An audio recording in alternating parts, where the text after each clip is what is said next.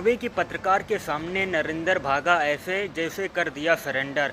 जैसे पाकिस्तान के सामने कर दिया था इसने सरेंडर, वैसे ही नॉर्वे की पत्रकार के सामने भी इसने कर दिया सरेंडर।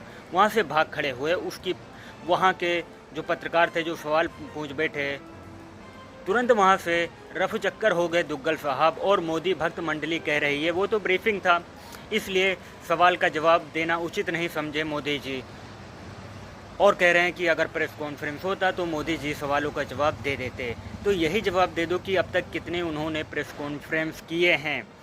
ज़ीरो बोले तो नील, एक भी प्रेस कॉन्फ्रेंस नहीं किए हैं।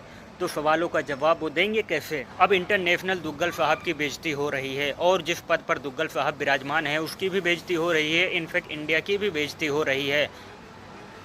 पत्तल चाटने वाले पत्रकार तो यहाँ पर हफ्तों तक उन्हें डिफेंड करते रहेंगे कि उन्होंने इसलिए सवालों का जवाब नहीं दिया, ये है वो है, तो उन्हें डिफेंड करते रहेंगे। लेकिन इंटरनेशनल बेइज्जती हो चुकी है भारत की भी और उस पद की भी, और दुग्गल साहब तो अपनी बेइज्जती कराने में माहिर ही हैं, उनसे क्या गिला।